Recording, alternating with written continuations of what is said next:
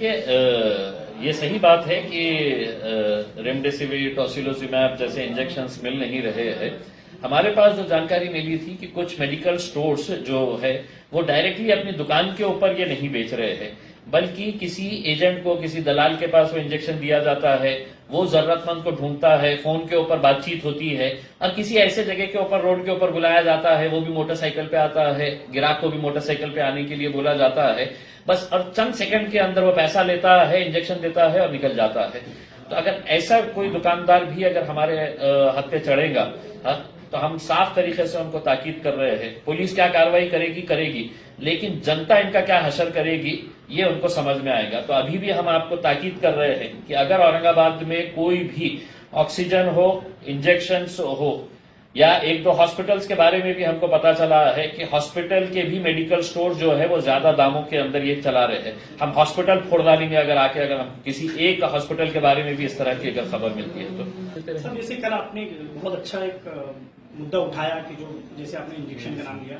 Sir होते ही police हरकत में आई और 6 लोग आज जो है अरेस्ट हुए, 8 लोग अरेस्ट हुए सर। तो उसमें आने वाले वक्तों में हो सकता है औरंगाबाद को इसका बहुत बड़ा फायदा हो सकता है, जैसे कि जो कालाबाजारी इंजेक्शन की चल रही है, तो कहीं ना कहीं देखिए मुझे अफसोस है कि ये लोग पहले पुलिस के हाथ में चढ़े। अगर ये हमारे हाथ में चढ़ते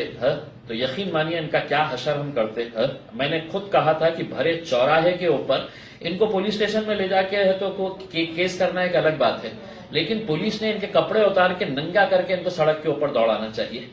ये जो लोग पकड़े गए हैं, कि ऐसे वक्त के अंदर कि जब लोग मर रहे हैं और तुम है तो 2 पैसा कमाने के लिए,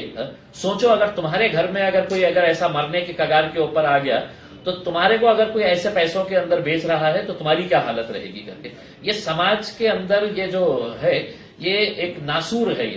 ये लोगों को जितना नंगा और जितना जलील किया जा सकता है। मैंने अभी पुलिस डिपार्टमेंट को ये कहा है कि इनकी तस्वीरें हैं तो अभी अखबार में आई है कि जिनके चेहरे हम लोगों ने अपने तस्वीरें छुपाए हैं करके, मैंने कहा कि इनके चेहरे है तो बेनकाब करना, इनको बगैर मास्क के, बगैर दस्ती से अपना मुंह छुपाए हुए इनके चेहरे समाज ने देखना चाहिए कि कल ये जिस सड़क से गुजरे तो लोग इनको देखकर इनके ऊपर थूकना चाहिए करके। और बदनापुर से कोई लड़का पकड़ा गया है जो मुसलमान लड़का है, रमजान के महीने में अगर वो कर रहा है तो उसके घर के सामने लोगों ने जाके है तो उससे थूकना चाहिए अगर वो इस तरह के कारोबार को अगर आज इस मुबारक महीने के अंदर ऐसी हरकतें अगर कर रहा है तो।